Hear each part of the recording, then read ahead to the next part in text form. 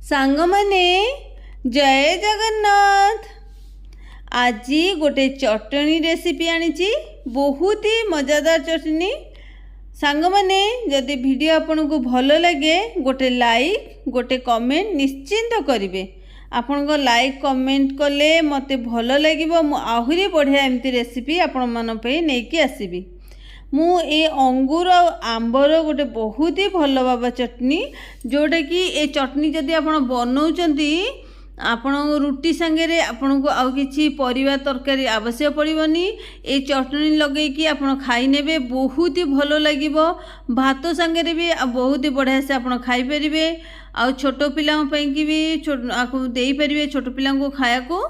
तो मुझे देखो मुझे आंब नहीं जोटा कि एबे आंबर सीजन चली आपण भी जानी कंचा आंब जुआड़े देखो एबे आंब बहुत ही बढ़िया से आंब मिल जाऊँगी। जानते सांग माने ये चटनी रेसिपी एते बढ़िया लगे ना आपण एटा को बनईकरी 7 दिन रखिपारे। आउ ये जो मसला ये चटनी रे मु व्यवहार करुच्ची ए मसला को भी आपण स्टोर करके कौन भी एयर टाइट डब्बा स्टोर करके आपण भी 7-8 दिन रखिपारे व्यवहार करें। बहुत ही भल लगे ये मसला। आधे जो मसला मु व्यवहार करी सेटा हूँ सबुथ आप बनईके मसला को पकई पारे। बहुत ही भल लगे गोटे बहुत अलग टाइप रो टेस्ट आने से मसला। तो ये देखो मु आंब को भल से चोपा छड़े नहीं देखो टाकुआ टाण हो गई जेहेतु ये आंब 2 फाड़ हो पारनी। तो मुझे आंब टाकुआ गुड़िक आंब गुड़िक भल से काढ़ी नौची माने काटी नौची। तो सबू जाक आंब आम एमती चोपा छड़े काटी नवा। सांग माने गोटे छोट अनुरोध आपण को जदि आपण मो चैनल नुआ चैनल सब्सक्राइब करी नाहंती तो प्रथमे चैनल को सब्सक्राइब करनियंतु कहीं आगु को एमती जो वीडियो आसीबो आपण सब्सक्राइब करिथिबे यदि आपण पाउ नोटिफिकेशन जीवो आपण देखि परिबे एंजॉय करि परिबे घरे बनै की खाई की एंजॉय करि परिबे। देखंतु आंब गुड़िक सब काटी सारलानी। चलतु आमर सिक्रेट मसला बनैबा। मसला पाई मु किछि बादाम नेइची आउ भूसंग पत्र नेइची अध चामच धनिया नेइची आउ टिके दालचीनी नेइची चक्रफूल अधा नेइची किछि लवंग नेइची आउ अल्प जायत्री नेइची गोटे चामच पान मधुरी नेइची। ए सबू को आमे बिना पानी रे आकू आमे दरदरा ही पेशिबा। बिल्कुल भी सांग माने टोपे भी पानी देवेनी। पानी देले ए मसला नष्ट हो जीवो आर सेतिकी स्वाद रहिबनी। तो देखंतु एकदम खंड खंड ही कि आमे बाटी को ताको साइड रे रखिदबा। मु गैस ऑन करके गोटे कड़ाई नेची अल्प टिके सोरिष तेल नेची अध चामच सोरिष नेची। तेल गरम हो सारानी सोरिष पकई देची। सोरिष फुटिया को लगिलानी अध चामच जीरा देची। तो ये अंगूर गुड़िक दे देची। अंगूर गुड़िक आम एमती टिके भाजी नवा। आपण सोरिष तेल बदल रे सांग माने घीर व्यवहार करें गुआ घीर नचेत आप रिफाइंड तेल यूज करें। तो मुझे सोरिष तेल व्यवहार करुँच। अंगूर टिके भाजी गलानी मुझे लुण दे देची आउ किछि कंचा लंका देची।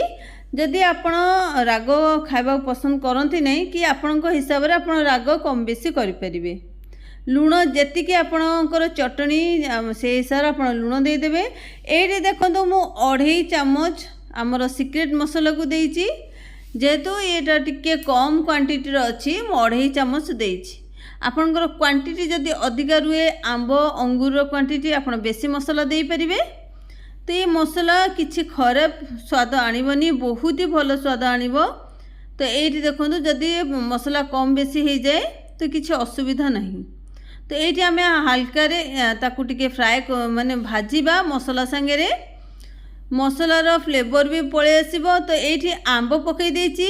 आंब पकई सारा पर सांग माने गोटे जिनस को भल भाव ध्यान रखिए आंब जमती न सीझे आंब को सीझा को देवेनी। तो ये आंब को केवल एपट सेपट करके भाजिबे मसलार फ्लेवरटा आंब देहरे आसिया पर्यंत आउ आंबर कंचा अंश टिके कटिबा पर्यंत। तो गोटे मिनिट आंब को मसला सांगे भाजिबे। तो मुझे गोलमरीच गुंड देची तो ये सबुठू इम्पोर्टाट जिनस चीनी देती 2 चामच चीनी देती। आपण भावुते चीनी देले यहाँ मीठा अंश आसो, मीठा अंश बिल्कुल भी आसबनी। चीनी ये देती सबू जिनस मैनेजेबल होइके रहिबो। तो यहाँ टिके खटा रहिबो, टिके राग रहिबो, आउ टिके स्वाद बहुत ही भल टाइप आसो, टिके आपणकर यहाँ मीठा टाइप रहिबो।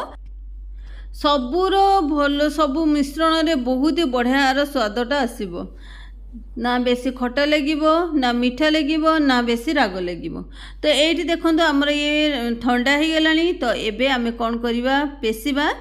तो ये मसला बाटा जार केबे भी पेशिबेनी, सेटा पूरा बाटी होगी चिकन करदेव। ये टाइप बड़ जार पेशिबे, नले एमती सब्जी वाला जो चपर आसुची से चपर आपण आकु पेशि पारिबे। तो ये आमको खंड खंड करिकी आकु पेशिबार अच्छी, पूरा पूरा चिकन करिकी आकु बाटिबेनी। चिकन करी बाटिले से खाइबा को मजा लगिबनी। पाटी को आंबर खंड खंड पीस जदि लागिबो से बहुत ही भल लागिबो। तो ये देखंतु आंब अंगूर टिके खंड खंड ही रहिले बहुत ही भल लागिबो खाइबा पई की।